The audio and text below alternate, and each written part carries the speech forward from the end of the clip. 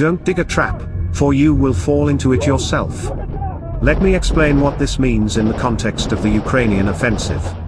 The Ukrainian General Staff officially reported that since the beginning of the offensive, 193 kilometers have been liberated.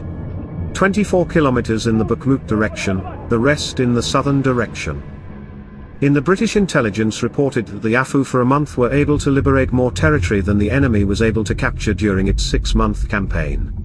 The Ukrainian General Staff data is the confirmed and assigned territory for the Ukrainian Defense Forces and does not take into account the advancement zone or grey zone, which is a significant area.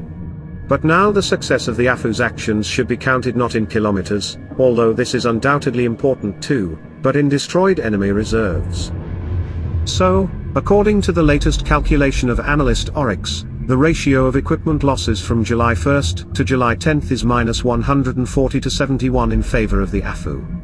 The losses of the Russians in the defense exceed 2 times the losses of the Ukrainian side in the offensive.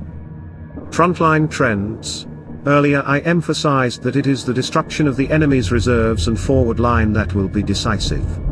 At the same time, according to OSINT research, the AFU has liberated up to 70 square kilometers over the last week, while suffering losses in equipment half as much as the enemy. In the southern direction, the enemy began to move the main strategic reserve, the 35th General Army. Some of the researchers believe that this is the last reserve of Russia in the south, and further will only have to remove from other parts of the front. At the same time, the enemy itself reports that the AFU has not yet put the newly formed Army Corps into battle. Why have the losses in equipment decreased and the advance increased? It's all about reserves.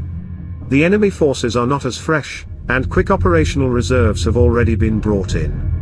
There is evidence when the advance of the Ukrainian Defense Forces was stopped not by the enemy, but by the weather. Also, effective work within the framework of counter-battery warfare, which even a skeptic cannot fail to notice. For every 1 Ukrainian gun destroyed, there are 20 Russian ones. And the third component, infantry, these are those Ukrainian titans who conduct several operations a day for each dugout or wooded area, withstand artillery fire and pull the enemy reserves to the front line. Combined with all of this, identifying enemy firing positions and equipment allows Ukrainian artillery to inflict a defeat.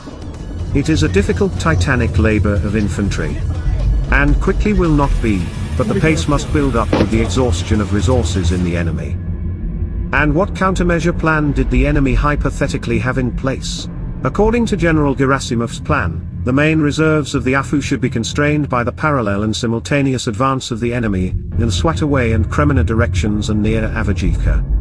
According to the enemy's plan, this should have drawn reserves from the south, which in turn would not allow the AFU to gain critical weight under the now created conditions of a breakthrough.